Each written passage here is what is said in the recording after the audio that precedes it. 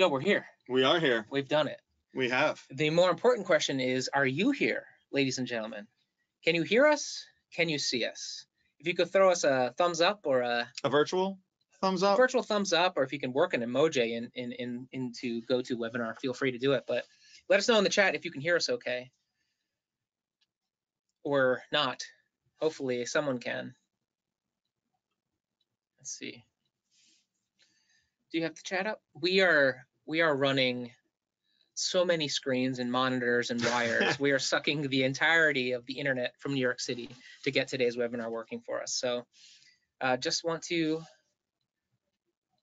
make sure that we are live and that all of our friends are here. It looks like they are, that you can. So we've got attendees funneling in. And as you guys are coming in, I'm going to go ahead and just say hello. On behalf of myself, Joe, and the entire Schoology team, welcome to the Compass webinar for April 2019. I hope everyone is well and warm. We're enjoying a bit of a first week of spring here in New York. I think the weather is finally... I mean, you say enjoying, but, tree pollen. That's true. Some of us are really going through it. If you've joined us on a previous webinar from last week, I'm still allergic to spring. So. Well, that said, I'm having quite a great time. No allergies, feeling great. I've got my iced coffee. I've got good friendship here in the room. Walking around the flower district. Yeah. Just breathing in the air. We're making it happen. So spring leads to stress. Summer. Oh. We haven't done a webinar together, have we? We're still finding our mojo.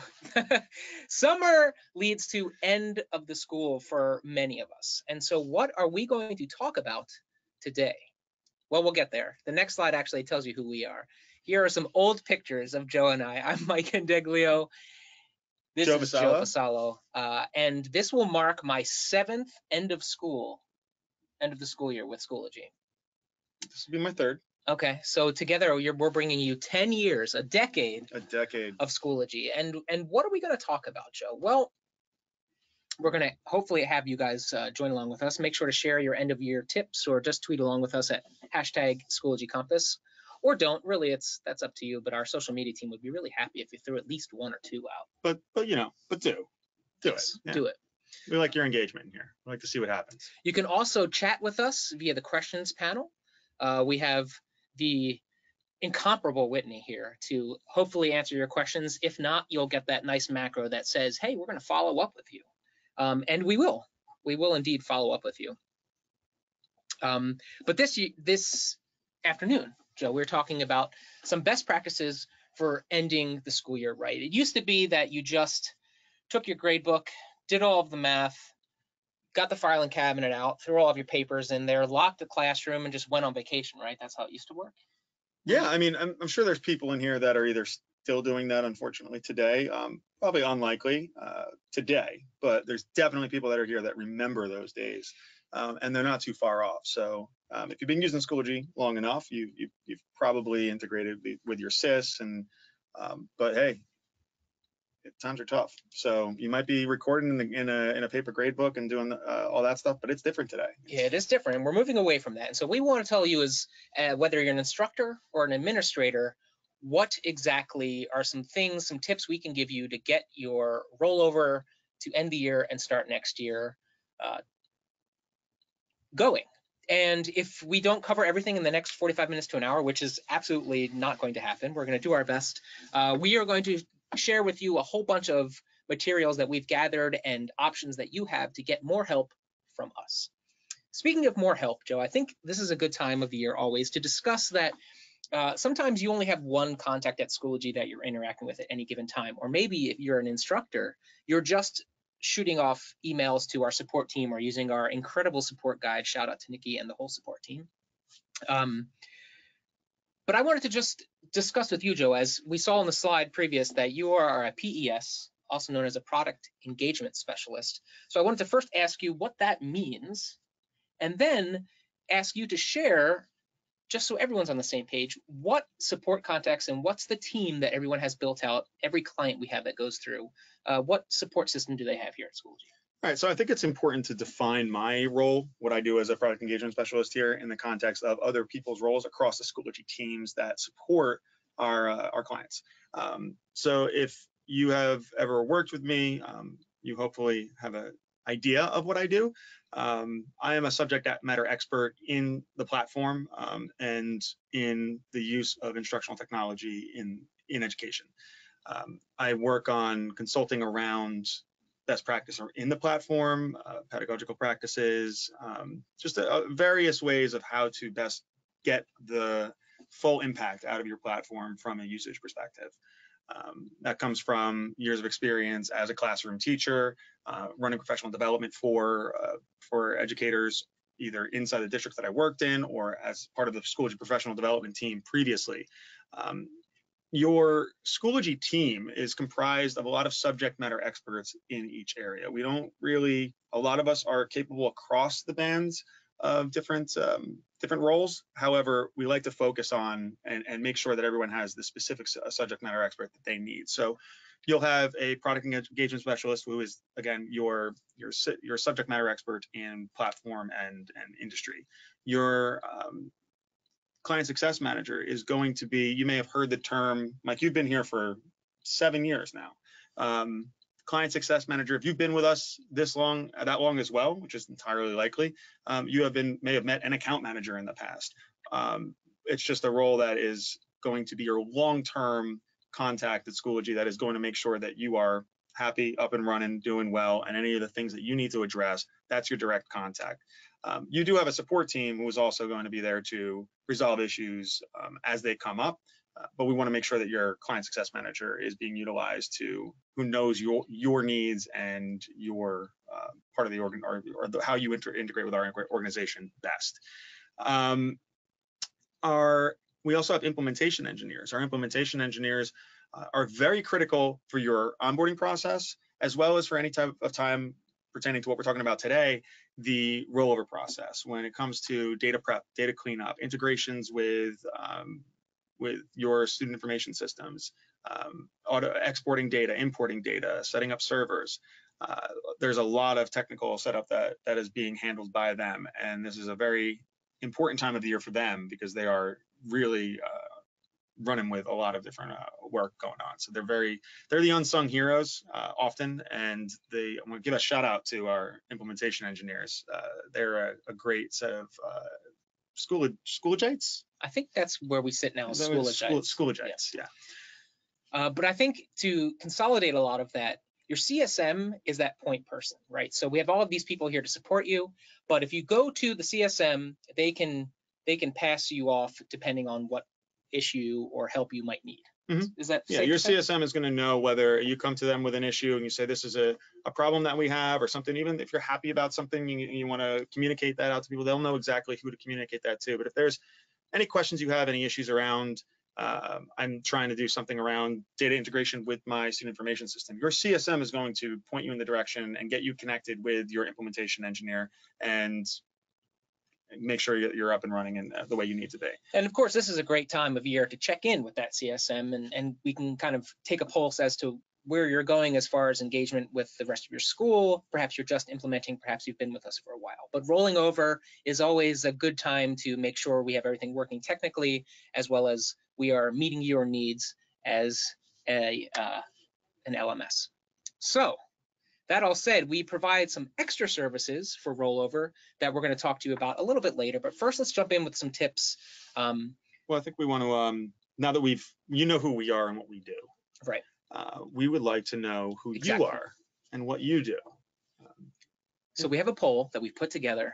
We've labored hours and hours to put this poll together. So we just want to know who we're talking to today, this afternoon, so we can kind of target some specific questions and some information to you. So just take a second to let us know if you're a teacher, instructional technologist, you work in admin. Something we haven't done in the past here is use multiple response polls. We want to see if you have dual roles. So that's very helpful for us. And it would be great if you could check off any dual roles that you have. Wow, a lot of ITs here. I love real-time results. Data really just scratches this really specific itch for me, I know.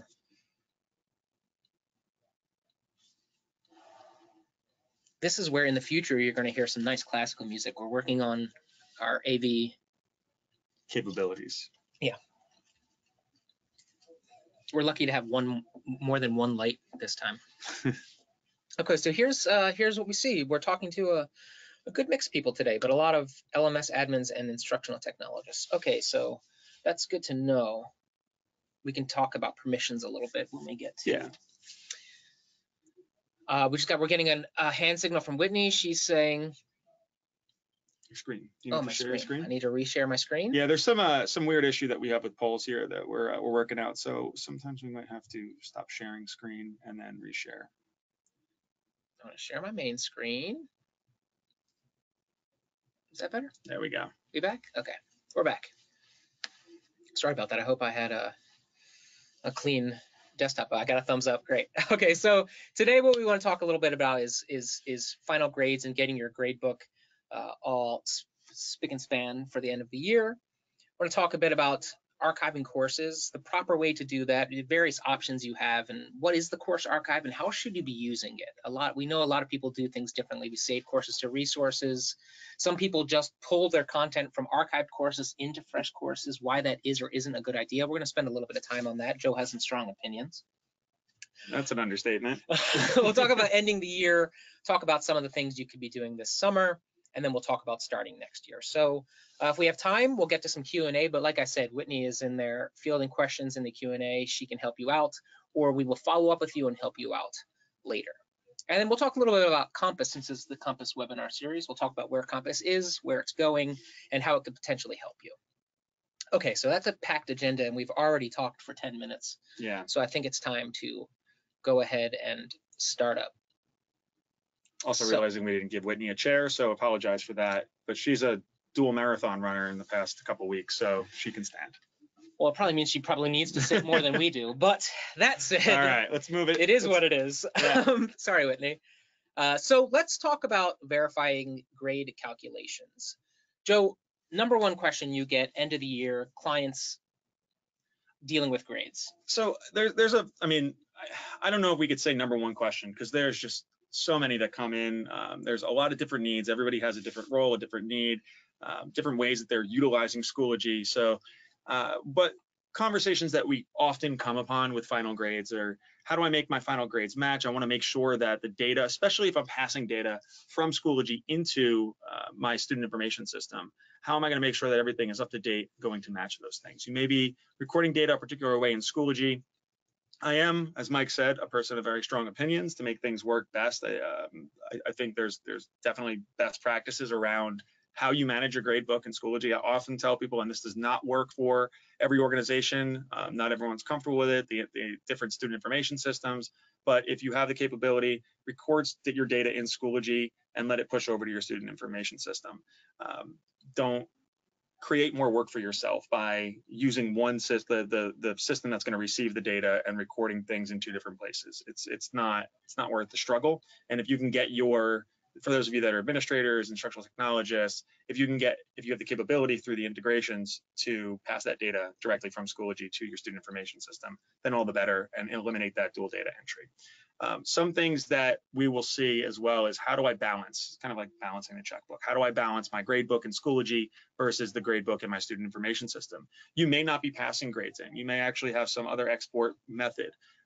We still want to make sure that those grades, and it really should be a practice across the year. You should really be making sure that your grades in Schoology, unless you are entirely hiding the gradebook, and I really don't like that idea, because this is a great feedback tool. It's also a great auditing tool for teachers. They can pull up the gradebook, take a look at what's missing, as we can see here on the screen, what's missing, what's hasn't been submitted, what have I excused. It's a really great way to audit materials that haven't been submitted, or see what has been submitted. I can see in the top of my highlighted column right now, the investigations column, that Alex has an 89, but also I can tell that they have a submission there. So if I want to get a quick glance at my Schoology gradebook, just for seeing what's there, what has been submitted, it's a really good opportunity to audit it. So strong opinion that not turning off the gradebook, recording that data in there. But back to the main point of balancing that data, easy ways to spot check your gradebook and see what's missing. So we're going to navigate through here just a little bit. and look at some of the different tools that you can use. One of the things that I want to verify is my, we're in the grade book. I actually want to jump over to grade setup first, just to verify some things. If we're passing data, I want to make sure that those things match up, that your categories are aligned to the categories that you would be feeding into your student information system. If you are doing dual data entry, it should still just be a carbon copy of the gradebook. We should not have them in two separate places. I apologize to you if you can't record or you have to record in two places. Stay tuned. But at this point in time, if you have to be in that place, it's still great practice to keep everything like a carbon copy. So make sure your categories are lined up, weightings on those categories. If you're going to weight those categories, that is, again, aligned to what your gradebook of record is going to be. We also want to make sure that your grading period and final weights are up to date, current. Well, that says current. I don't mean that use of current, that they are currently aligned to the grading periods, the terms that exist in your particular organization. Your grading scales for your final grades, and this should just always be set. This is actually something that you want to have done before back to school, before the end of the year. You should have this, make sure that this is good to go for your courses when they come in. This should be like a starting point, making sure that that's all aligned. So your gradebook scale, if you're using a particular scale, your district has pushed out a particular scale, make sure that that scale is what's being displayed in final grade settings in Schoology. If you have a special scale that you're using, just make sure that students and parents are aware that that's the actual grade that you're using. And I think we can jump back over to the gradebook. A really difficult situation that people will come across, and this is something that we'll talk about a little bit more as well with archiving courses, is where's all the work that I'm trying to look for? I can't find some things that are aligned to, that I thought were aligned to grading periods. They're not showing up in my gradebook. How do I find that information? And one of the really underutilized features in Schoology is bulk edit through the Schoology Gradebook. I am a huge champion of the bulk edit feature. It took me a while to grasp it and use it more, but once I started realizing what I could use it for, and kind of just stumbled upon it one day, I was like, oh, I can use this to find all my gradable items in my course without having to dig through my course or filter out things in my gradebook. So we're going to go over to the bulk edit. Yeah, I just want to say, like, I usually, for demonstration purposes, use a very simple gradebook, right? Just because it's easy to kind of highlight some features. I recognize that the majority of instructors out there are using gradebooks that are very large. And so it can get very cumbersome in order to wade through all of the exemption flags and all of the different assignments and tests and quizzes. So the bulk edit, I like to think of as just a bird's eye view of all of the graded material in your course. So we're going to go to our gradebook options here, and you'll see that first option is the bulk edit. And so now, wonk, wonk. No, you're good. There, we're good. This is a linked course I use, so it's a little bit more cumbersome in here. But regardless, I can see, in fact, let me go over to a different course that's not linked. Just. Dun, dun, well, that's a still great Actually, view. It's still a pretty good view. If you're, I mean, even if you're not linking sections, this is still a great view. Maybe this will convince some people to link sections. I know there's when we get into permissions conversations, that's something that a lot of organizations are apprehensive around, but linking sections is also very useful if it's capable, because sometimes the data on the back end is not aligned to be compatible with linking sections. But if it's capable, it's good. So from our bulk edit, then you can see we can go ahead and in bulk change any of the names here. We can notice anything that has an ungraded here that doesn't have a category. We know that in Schoology, if your assignment doesn't have a category associated with it, it will not factor into the gradebook. So I can go ahead here and very quickly assign categories to any that maybe don't have categories assigned. In addition to that, I'll note that some of my assignments here don't have due dates, which, as we know, can also create. So in order for an item to calculate in the gradebook, let's refresh exactly what needs to be associated with it. So due date, category, I'm working all over the place here. So category, due date, and grading period. Right. Those are three key items, that data points that you need to have for your grades to, if you're passing back to a student information system. Exactly. And another thing to keep an eye out for is if you have all three of those things and you're still not seeing something factor, you want to check for this green dot and make sure that that item is actually published. Because once you unpublish an item, it's no longer factored in the gradebook. A mistake that I see a lot of people make is they'll run items, they'll group maybe chapters of study into folders in their course, and then when they've passed that area of study, they'll make the whole folder unpublished, which will then unpublish all of the items as well. And then you've got a whole folder of assignments potentially that are unpublished, and so not accessible to the gradebook. So that's still not a terrible, I mean, if that's the way you do things, I guess that's still fine as long as you publish those items when you want to get the grades flowing. Again, it's also something for those of you that are teachers and for those of you that are going to be communicating to teachers, something that you can tell them about this is, again, if they go into their gradebook and they're not seeing something, jump over to bulk edit, and you might find that those items were unpublished. If they're unpublished, they don't show up in the gradebook. You may also find that the grading period is not current and you're not looking at the correct grading period. If you're in the no grading period option, if that wasn't set, then those items are not going to show up. Additionally, if it's not published, and yeah, so not published and the grading period are two really important pieces to finding that. And you can also, I'm sorry, category as well. Yeah, you can adjust points, you can adjust factors, and the bulk edit, what I think about it is, it's not a place that you have to go just to triage, right? This is a place a lot of people go to on the fly. It's maybe faster to go ahead and find an assignment and change the point value or something clerical. I find the bulk edit to be an easier place to do that sometimes. Yeah, absolutely. And I believe, yes, these are hot links, right? So right from the bulk edit, you can also jump right into the discussion or the item just by clicking on the icon over there. That'll take you. And of course, you can delete it from there as well. Just as a quick reminder, we'll have this entire package, this entire webinar up on the web in the next few days. So what we're saying now won't be lost to antiquity. We can jump back to the gradebook here. Sure. You can click on the gradebook switcher. That'll work. Just a couple other things that you may want to clean up in the gradebook. You might have missing cells, missing data.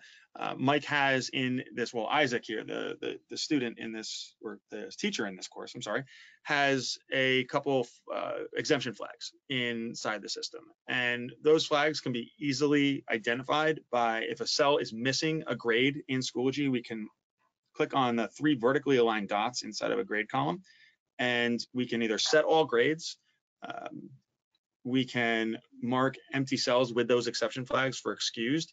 Excused is an important one because it will not factor, it will give a null value and not send a grade over, but won't show up as missing or overdue. Incomplete will show up with, it will still show up with a null value. However, it will show up as overdue for the student. And then the excused flags will, or exempt flags, I'm sorry, it's excused, right? Excused will show up with a null value. I messed up. Missing, that's where I'm trying to go. Missing will show up with a 0 in there, and then it will no longer display as overdue for the student.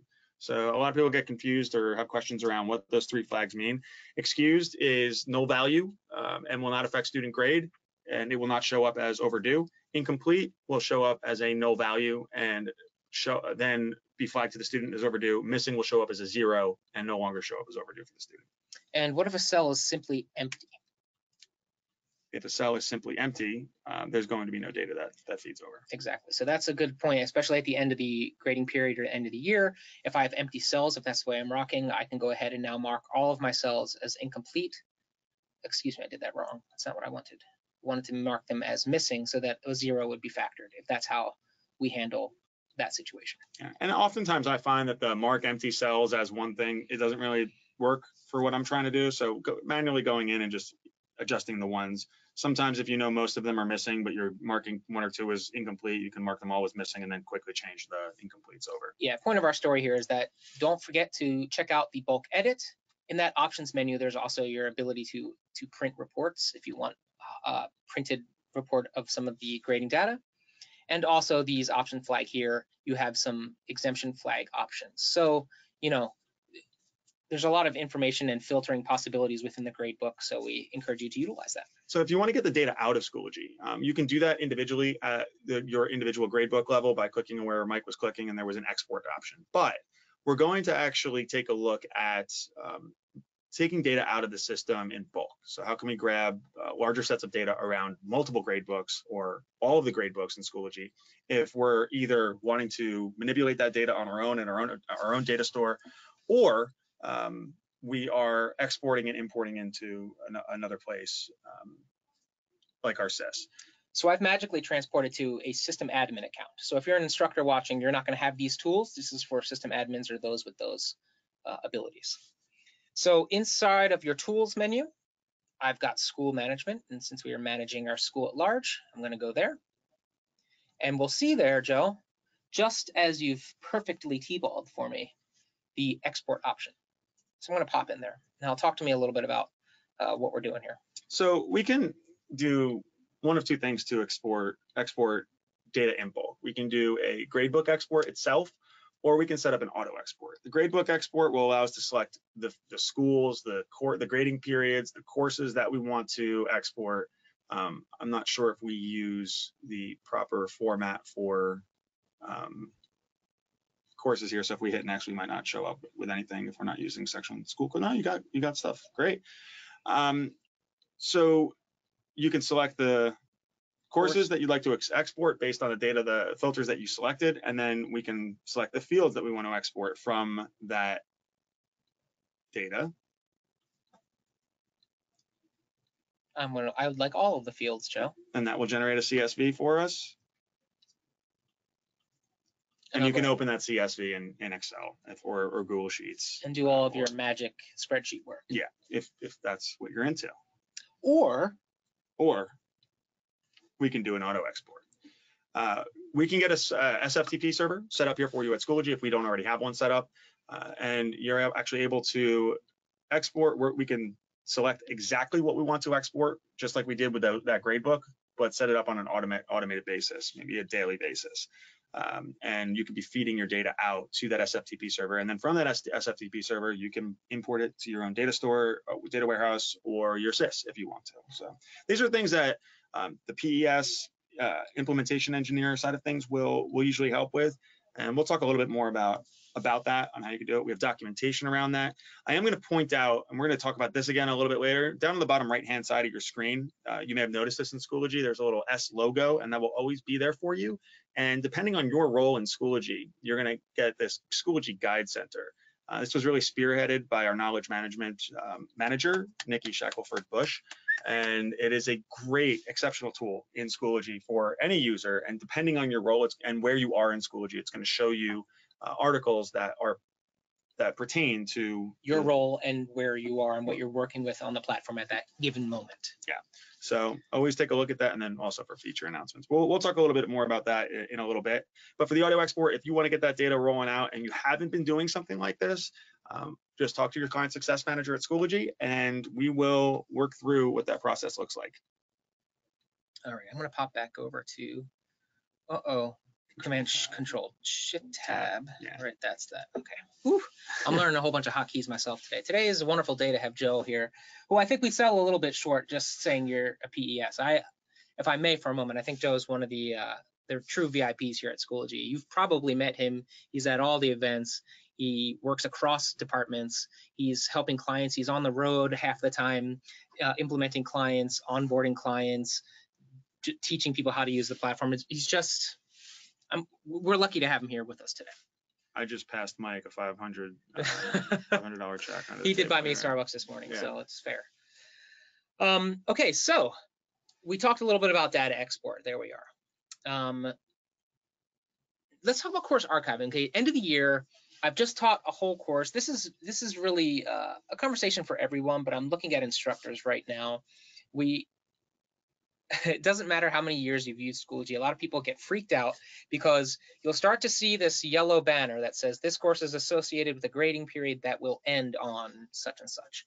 And turns out that once that period ends and that date goes by, that course will vanish. Mm-hmm. It's exactly like that. It makes the noise too. We program that in. We have, although I believe it's been removed. It was my hackathon project one time just to go. Anyway, it still strikes fear in the hearts of men and women. And the truth of the matter is that nothing ever really dies here at Schoology. No courses truly die. What does dead men never die? Yeah, that's right. They just simply move on to the greater pastures of the course archive. So I think it's time to talk a little bit about what that course archive is and how you can save your course materials for the next time you're going to run that course. let me bounce back over to my, oh my God, so So many screens. while Mike is bouncing over here, we want to just talk a little bit about what course archiving is. Right? Please, And so yes. course archiving is something that is controlled by those grading periods that are set up. Now, those grading periods may be managed primarily through the terms that are set up in your student information system. You may be manually configuring them. Everyone has a different setup, but they're pretty well-defined categories of how those are. So your grading periods are going to control the availability of courses. Something else controls that. Your Schoology permissions will control who has access to the archive courses, but the availability of the course is really what shows up in your course dashboard or your active course listing when you click courses on the drop-down menu, or if you have your landing page set the course dashboard, as we're showing right now, the courses drop-down. So all of these courses are currently active. That's a tautology, I imagine, but they are active courses that are maintained by those grading periods. When the grading period is expired, the course will disappear. This is probably not news to many of you, but it's important to know that that's what's controlling that. When those courses disappear, you can go into your course listing by going to the courses drop-down menu, clicking My Courses on the right-hand side of that window, that drop-down, and then you'll be brought to your course listing in Schoology. Once you have archived courses, if you never had an archived course, or nothing has archived at any point for you at any time, you will not have an archived course. If you've been removed as the admin from those courses, you will not see those archived courses anymore. It's no longer associated with your account. If you were ever enrolled in that course, you will have an archived course, but you may not be able to look at those archived courses, and that's depending on permissions. So when the archive happens, when the grading period expires, it's going to push those courses into archive. Now, when I'm consulting with various districts that are adopting Schoology, or even throughout the year doing a rollover time, the permissions that we go through that determine that are very important to consider. And we will have, by default, and this is what we usually recommend, there are some nuances here and some things that we do have to work out with different organizations because of the way they organize their periods and terms. But we recommend that archive courses are turned off for the permission to view archive courses is turned off for students. Why would we want to do that, Mike? Well, because if we allow students into the course archive, it's going to be very confusing, and the possibility arises that they can then make alterations or any sort of change to a course that has sunsetted and that should be complete, right? So as Joe likes to say, and I'm going to let him expound on in just a minute, is that it's best to use the archive courses as a record of note so that you can go into your archive at any time, see exactly what grading period and what date that course lived in, and I can access and see how that course was, all of the data intact, all assignments intact, all tests and quizzes and assessments intact as they existed in this period of time. If I'm allowing students into that, it sort of ruins the authenticity, credibility. One of the other things too is screenshots. Let's say Mike is my younger brother, because he's like 5 years younger than me, obviously. Is that true? You're not, but I was just being nice. I don't think so. Yeah. But let's say Mike is my younger brother. Mike is my younger brother, and he's taken my course that I took last year, and I'm going to show him everything that's in it. So I can pull up my archive course if I have the permission, which by default we do not recognize, or really I tell people not to allow it at all. And they can go into that course, show assessments, they can show the homework, they can show any data that went on in that course as if it was a live course. And that's really important for a teacher. A teacher needs to have that record of data. And we turn on the permission for this teacher to view all of their archive courses. If they ever need to go back and look at something, they forgot to save their content. I wouldn't alter content in there. I wouldn't alter any, we're not going to alter any gradebooks, but think of that as a digital record of your entire year with that, or entire semester, quarter, with that set of students in that course. So, while we're talking about it, let's not bury the lead for the system admins out there. If you want to do a check and make sure that your permissions are set the way you want them, from the tools dropdown, you've got user management. From there, we can go over to permissions. Now, quick and easy way to search for permissions is Mac Command F, PC Control F, and just do a quick screen search for those archived capabilities. Ta-da, here we are. And you can see here that I have my various faculty accounts with the ability to view archived courses and to view upcoming courses, which is a kind of a separate entity. That's not always recommended either. But you'll notice that our students do not have permission to view the archive, and so things here are set appropriately for us. Yeah. Okay, so the course archive, that's in a nutshell what it is. But let's talk a little bit about how we might want to use it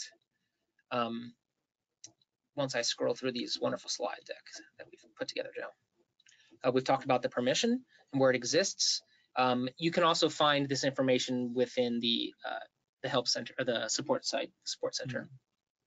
And this is the information that we're going to share next here is not, it's going to pertain to your instructors, your classroom level instructors, or your curriculum designers on how to actually save the content from archived courses. We've mentioned that your archived course is a record of the interactions and everything that's basically gone in. Think of that as the digital version of your classroom, and you're going to save a comprehensive snapshot of that.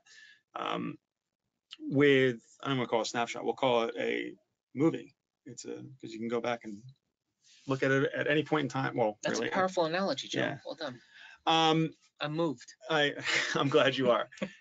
The reason I want to bring this up also for those system administrators out there, the instructional technologists, archiving courses is important, but how do you save your courses? And everybody should save a copy of their course, not a necessary record of the course activity, but a copy of the content that's gone in that course. And I want to version that content throughout the years. We don't have dynamically linked resources to courses. That could be a very unsafe thing to have. If you make changes accidentally, you could ruin the version of your course. So we're going to talk about how a teacher, an instructor level teacher, should archive, and what we think best practices around that could and should be. At its very basic level, what you can do is from any active course, so if I'm in my history seminar here, you'll notice that I have this options drop down, and I can go ahead and save this course to resources. So at its very most basic level from an active course, I can go ahead and save this course to resources. I could create a new collection, or I could, in this case, in this very most simplistic example, I have created a collection called My Course Locker. And in that one collection, I'm going to save all of my copies of my courses. This is one way I've seen people do it. We're going to talk about a different tactic today. Then I would go ahead and submit that. And now this course, just its content in the order I've saved it, will go into my course locker in my resources. All right, so that's one idea. Now, Joe, I might ask you, you know what, this sounds great, but I didn't know this last year, and now I don't have an active course, right? So the good news is that we can do this like we just did. We can do this from the course archive. So I'm going to go ahead to my courses. Actually, I'm going to pop into my resources first. Sorry. And Joe, your tactic that you were talking about versioning isn't just having one collection where I'm saving all my courses. It's a collection per course. Okay. Per course that I teach. I may have different sections. I think having My Course Locker, I would use that for sure. I have actually used a very almost exact but not named it My Course Locker. However, I've started thinking about as I build out over time and how I version and by section and by differentiation or differentiated materials. I need to have an isolated section for the course that or a collection for the course I'm teaching, and keeping that in its own filing cabinet, if you will, or a drive folder. And then from inside of that, we can create versioning folders. So history versioning, let's say this is my global history. You can also do this by subject if you teach multiple subjects, but I would just do this by course, and I like having those collections by course. You can add folders into your history course. Let's say I used to teach world history, and this might be world history 2019, 2018-19. So I create a folder for that, or I may actually have versions within that folder or outside. I could have, it really doesn't matter. I think once you have like your history versioning collection, you can really version however you want. So save your history courses, your world history course, to this folder, or and each version that you're going to do. If you make a version mid-year and you want to save that, do that as well. So in this example, let's say that I hadn't saved, I just decided, hey, Joe, this is a great idea. I'm going to start versioning and I want to organize that way, but you have yet to do so. You can still go back in time via the archive and start saving those versions from 2016, 17, and so forth. And in fact, let's retroactively do that. So going to my courses, I'm going to go into the archive here. And now let's see. This isn't particularly helpful, but here's our art history class from the 2018 school year. Okay, let's pretend it's world history. Just roll with us here. I'm going to go into one of my sections here, and you'll see that I still have the option to save this course to resources. And I would simply go ahead and find my history versioning, find that 2018 or 19 version, and then begin the process. And you won't necessarily need to save it into a folder. You can just save it to the collection and it'll build that folder inside the collection as well. Yeah. So that's, let's echo, I wanted to actually touch that. Some things that you may hear in your system administrators might end up dealing with is, I tried saving my course to resources. I went to go resources and I don't see it in my course. Let's go over to resources real quick and look in that folder, history versioning. And we'll take a look at the course that we just saved. Depending on how big it is, there's 2 items in there. Right, and there are more items. There are more items. So what that may occur, don't get worried. That's because it's processing and it's going through and making a copy of all the items and putting it where it needs to be on the back end. If you want to check that, you can click on your name at the top right-hand side of the screen. You can click on settings from the top right-hand side of the screen. Sorry, I was just remembering that when you save courses to resources, it does pull in all of that tag data. So I'm just happy to see that. Where am I going? Your settings at the top right-hand side of the screen. You're going to see your name. Click on that, and you'll click on your settings. And one of the tabs that you'll see is transfer history. They are complete now, so we can go back, but you may see a status pending. I think this might be just a short course. Okay. Small course. Yeah, probably just is that. This can take some time. I have courses with 500 to 1,000 items in them, and that takes some time. But if you've got 2 items in there, they'll pop through right away. Hopefully you have more than that. Okay, so that's course archiving. Now we'll talk a little bit about how to take those things from the archive and help them set up your courses for next year in just a bit of time. We'll get there for you. There's also great documentation with GIFs and such in our Help Center support site. So once again, support.schoology.com. You can find all of this information, and Pendo will also help you. And we're going to run into end of the year stuff now. So, yeah. All right. We're popping this. Yeah. So we have a poll here. We have a question we wanted to ask you, our audience, and that is, what do you do, if anything, about graduating students inside of Schoology? So do you just leave them in there? Do you have a process for going in and deleting them? We're curious.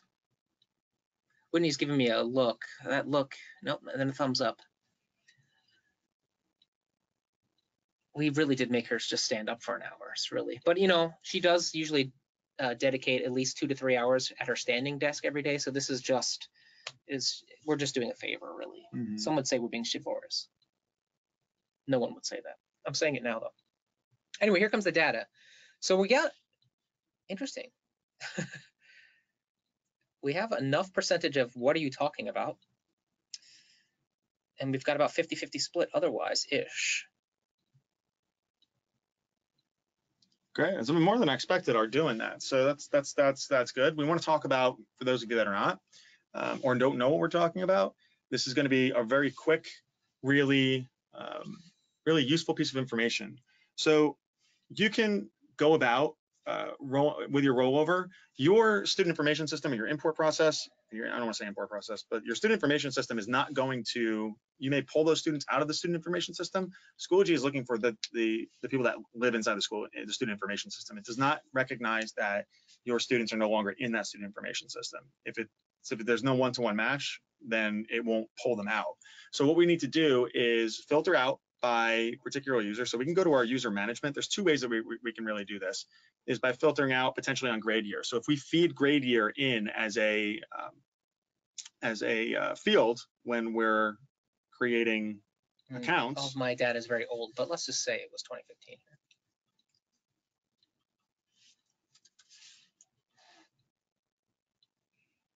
So we've got 3 people in here by grade year. We can do It's a very small school. A graduate. we can select in bulk action. We can go over to the left-hand side of our user management, click select bulk action, and mark these users as inactive.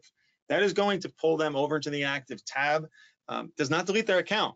So you're not going to lose any of the data. We're going to keep grade and attendance data. We're going to send, well, we don't have to send email alerts. We're pulling them out of the system. We don't necessarily, you might not even be using email alerts. So that's going to be up to you. We inactivate them. They no longer show up in the system. They're not taking up licenses or seats, if you want to call them that, in your Schoology enterprise environment, and it keeps the data clean. And we want to make sure that we're doing that. Clean data is really important. Now, before someone freaks out and comes through the internet to come at us, we hesitate to use the word delete, okay? That's why we use the word active inactive, because let's say that for whatever reason you need to access data, perhaps potentially grade data or assignment data from that student retroactively. You'll notice you have this inactive tab. All those students are listed here, okay? And you can go ahead back in and reactivate them. So once again, like with courses, nothing is dead or deleted. It's just stored in a different place to keep your data clean. All right. So was there another method of doing so, Joe, that you wanted to discuss? We can also go ahead and import what's called I wish we didn't call it this, a delete file, because we just said we don't use delete, but we can import a delete file. If you go to your tools, your school management tools, over on the left-hand side is the import menu, and you'll see the delete tab all the way to the right. We will match it'll give us the fields that we need to create the file. And once we create the file, it's really just, it's the Schoology user ID, the course NID, and the section NID that they're, well, really, for this one, we only need course or Schoology user ID. Yeah, for large classes, perhaps you have more specific filtering needs. This is a great method for doing so, because you can utilize your, once again, I'll say it, your spreadsheet magic to create the CSV file from your assist or from your data management system to get this CSV created and then run the inactive or /delete. And if you're not pulling it from your sys, you can also pull this from Schoology itself. From the export tab, you can generate any data that exists in Schoology as far as user fields. We can create an export file, manipulate that export file, re-import that, and match on Schoology user ID and inactivate those users in bulk. Now I can hear a question, Joe. In fact, it's coming from inside of me. It's coming from the echoes of the past. And my question is this. Okay, I've just deleted a whole bunch of students, okay? Because we had 1,500 graduating students this year. They've all graduated, but wait a second. You're talking about the importance of clean data. But now I have 1,500 parent accounts that are just floating around in the system. How do I seek and find them? I don't have a grade year associated with them. There's gotta be something. Has Schoology done anything to help me with this problem? We can also import files. Okay, import. I believe it's under users, isn't it? Let's see, auto import. There's a way. There's an option. We've talked about it. I can import. There's an option for this. We can update records. Updating. There's a way. There's an answer to this question. I've set us up for failure now, but Yeah. We have an import. There's an import. I believe it's under. Oh no, there was an option that allows you to select. We have services that also allow us to do this. Yeah, so we can help you with that, I guess is the answer. There is an import option that we can flag somewhere that allows you to also delete those, but since it's not on in this environment. Oh, is that what it is? Yeah. Okay. Regardless, that is an issue we run into, and we can help you solve that problem. We can run an import / inactivate all of those parent accounts as well. For the sake of time, let's go ahead and push forward. Okay, so we talked about deactivating accounts, graduating students, parents of graduating students, transferring teachers and staff. Let's say you're moving to a new school. Should we talk about where that lives? I guess we did last year, and that's why it's on this agenda. You know, in your user management also, you can always. We're going to update users on the import. So when users are coming through with the import, we're going to make sure that their schools are changed, and we can update in the import the schools that they're associated with. Yeah, for any individual users we have or whatnot, people who aren't running those large reports, you can also manually do that in the roles/advanced tab. And we just want to make sure that that is also being done on the data source side. So if you're importing your files, or if you want to make sure that you're setting this data up for success. If you're exporting from a sys and then doing an auto import, just make sure that that data from the SIS has that data reflecting what's current. If you are doing a, there it is, we can clear parents with inactive. Haha! Huzzah! Export a list of parents with no active children. So once we inactivate those students, we can go into the parents tab of the user management. We can export a list of parents with no active children, and then use that to import a usability file. Woo! That was a long way around the block, but Yeah. as Whitney will say, as long as you get to the end of the marathon, you get there. All right. So we are going to jump over to our summer school ideas really quickly here. Yes. Okay, so we've wrapped up the year. We've got our courses saved and archived. We've transferred our materials over to the resources collections, so we can version so that we're ready for next year, which we're going to get to shortly. But what do we do in the summer, Joe? What are some things we want to take? We want to take a look at. We may have credit recovery courses. We may have extended grading periods. We may have for makeup for various reasons, and we may also have summer school. So those summer terms we may need to create. They may not exist in the SIS. You may not reporting in the SIS. Even if they do, we want to create those grading periods, get those lined up for the summer. Hopefully you've already done that in the beginning of the year, so you know that those courses are already going to be coming through and that those grading periods need to be established. But if you do need to create grading periods that are independent from the SIS or regardless are coming over for summer, you want to make sure that you have those in place so that you can have your summer courses available. You'll go over to your school management under the tools menu, click on grade settings, and you can add grading periods here. If you're managing through SIS provisioning, then there's different methods. We don't want to get into the weeds on that. We have documentation on that. Again, you can call your client success manager, and we'll talk a little bit about some options here in just a little bit.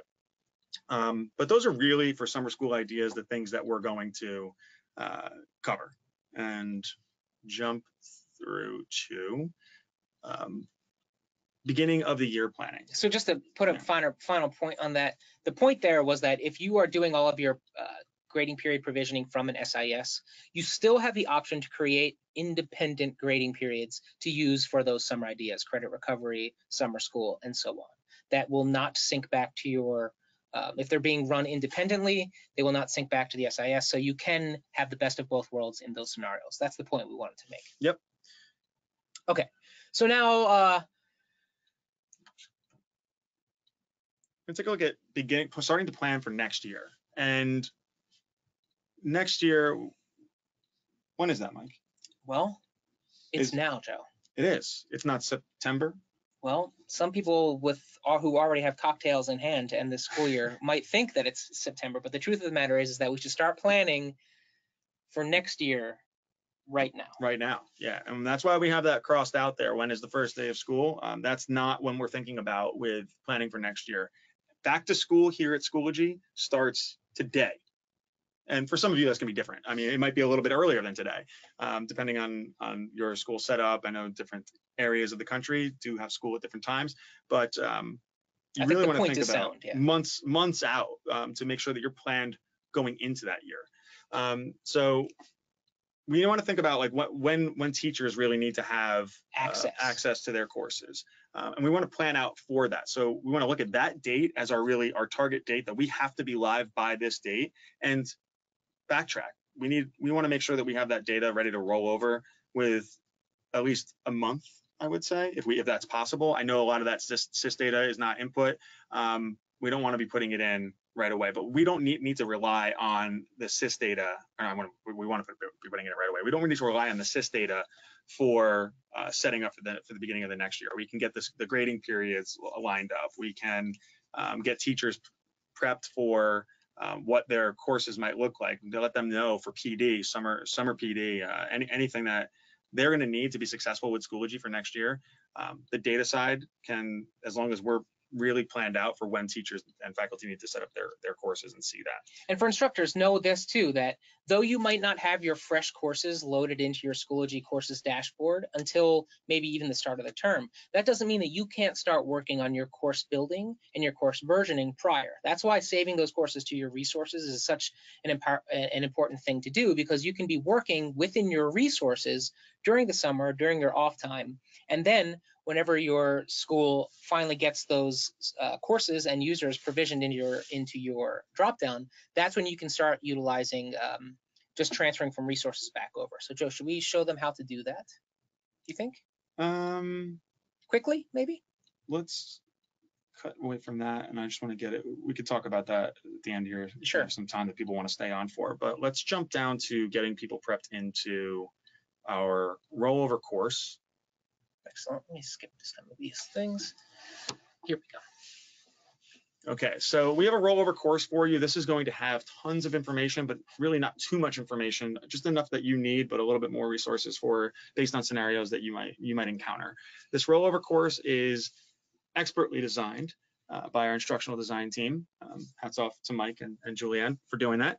And the materials in there will help you go through a lot more in depth around the things that we hit on today here. So if you don't have this code, you will have a copy of this that we'll send out to you. I'm sure we'll have that in a follow-up email. A lot of you, I get notifications, have joined. So I've seen a lot of people join this course already, and I need to turn off the notifications for that because it's driving me nuts. But if you missed that code, we can put that in the chat as well as in the follow-ups for here. One of the things that we mentioned earlier is you're not alone in this. You have your client success manager. You have your teams that are that your client success manager knows who to point to in case of any need. So we've got your back here at Schoology. We also did point out that Schoology Guide Center. So anywhere you are in Schoology, you can click on end of the year guides for system admins and instructors. Information specific to your supported SIS, you can look at that information inside of your Guide Center or go directly to support.schoology.com. But we love if you go through that Guide Center because it's there for that reason. And that's that thing on the bottom right. That thing on the bottom right, that little S on the bottom right. And then Whitney, if you could share some of these links maybe in the chat. We've got specific links for instructors and for system admins, and we've got some links for depending on your SIS to help you with rollover data and such. And we want to talk a little bit about what if I need more help, Joe? If the rollover course isn't enough for me? This 1 hour plus webinar wasn't enough for me. I need some more individualized help. Yeah, so if you need more individualized help and you want to work with our team, we have services at Schoology, great services. And I'm saying that as somebody who's part of the services team. However, I stand by what we do.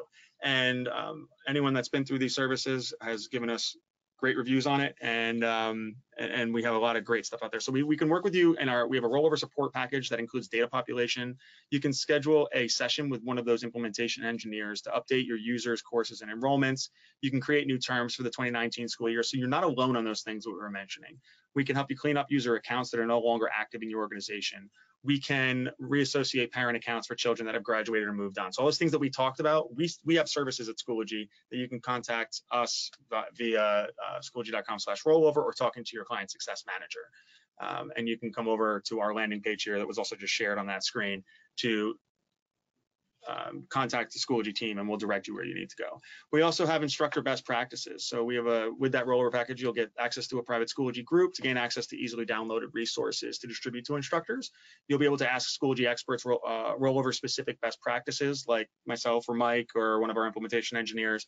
And we'll be able to actually have you collaborate with other administrators around best practices for preparing the new school year. So again, we want you to have the confidence that your school year is ending right.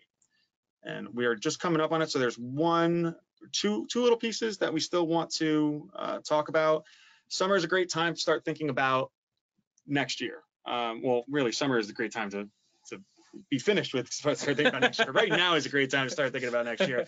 But our Schoology Compass, hopefully a lot of you are already enrolled in that, but we would love for you to start. If you're not, take a look. And if you are, go back and take a look at it. We have our Compass District Assess route, the ongoing professional learning route, which is a great time to start thinking about it, is right now. You can take your diagnostic if you go to schoology.com/compass.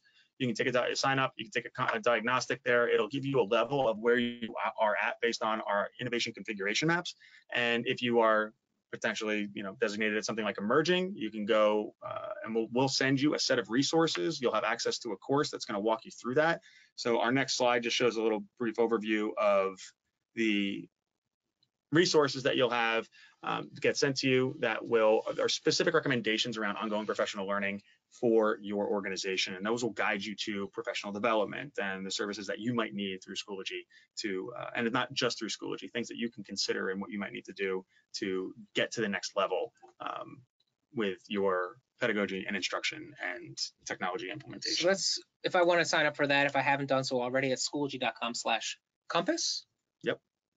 All right, I believe we can show you exactly what that looks like there. There we go. So that's your landing page for Compass, and you'll be able to sign up and enroll right there. And then, Joe, I believe that We have something exciting. yeah, summer's also a great time. What if I wanted to combine my thirst for being a part of the Schoology community, for advancing my professional development, and also having a little fun in the sun? Well, you can go to Boca for Schoology Next. We'd love to see you there, Schoology Next. Those of you that have been here for a while, or maybe even just last year, if you've attended a Next event, you know that it is a great event to attend. There's a lot of engagement in them. Everyone is smiling, happy, learning new things, and it's really, really rejuvenating for a lot of educators and across different roles. We would love to see you there. So we have a Schoology early bird discounts code. You can go to schoologynext.com and use discount code Compass10 for a 10% off full price pre-conference tickets, or full price or pre-conference tickets. We'd love to see you at both parts of the conference, main conference and pre-conference. We have a lot of great stuff that happens in the pre-conference, like really, really great stuff. Really, really great stuff. Okay, so that's what we've got for you today, and we came in just over an hour, so I'm happy that we got through our agenda. Obviously, this cannot be comprehensive, so I really encourage you to reach out to that CSM, to check out our quick start guide in our support site. If you need some more help, check out schoology.com/rollover. Check out that rollover course. We've got the link, and we'll also be sending out all kinds of information about the link to that rollover course and information to instructors and admins alike. And I just want to point out, because for any instructors who stayed on the line, I wanted to show you real quickly that, let me change my account here. So many tabs. Let's say it's my new year next year, and here's my new year blank course. I just want to remind everybody that from Add Materials, instead of building anything from scratch, you only ever have to import from resources. And then any of those courses I saved from either my course locker or from my history versioning, depending on what method you want to use, I can go into a folder, select it in its entirety, and then import it into my blank course. All right. In addition to that, I can go to a previous year's course within my course archive that we discussed earlier. I can select any course. I can go into that grade book, the grade setup, and I can copy settings and select all of my preloaded categories, grading scales, and rubrics that I've created from years past, and copy those directly into my new course. Oops. So my point being here is that you never have to reinvent the wheel. If you use that versioning setup, or you just simply save your courses to your resources every year and make your changes over the summer, or anything you want to update, I can copy my settings, my rubrics, my scales, and all of my course content back into a course simply using resources. We've got advanced guides to how to do that, and videos and all kinds of resources in all of those guides that we've linked you to and that we've mentioned, and that you can find in our support.schoology.com site. And in just over 65 minutes, I believe we have conquered the rollover world, Joe. Yeah. If you guys have questions for us, again, reach out to your client success manager, go to schoology.com/rollover, take a look at those services that we have. They're, again, really great, and they'll be very helpful for you if you need some extra help. We got your back here at Schoology. Also, keep in mind that help center, and we'll see you again. Yeah, we enjoy hopefully having at you. Next, we're going to leave the hands up in perpetuity until someone comes and gives the high five in Boca Raton. So for myself, for Joe, for Whitney, the standing queen, for the entire Schoology team, and to all the wonderful children who are here in the office today for Bring Your Child to Work Day, we'd like to thank you for joining us. We hope you have an excellent end of the year. We hope you have an excellent vacation this summer and that you do get some. And we will be here for you on the next Compass webinar. Have a good day.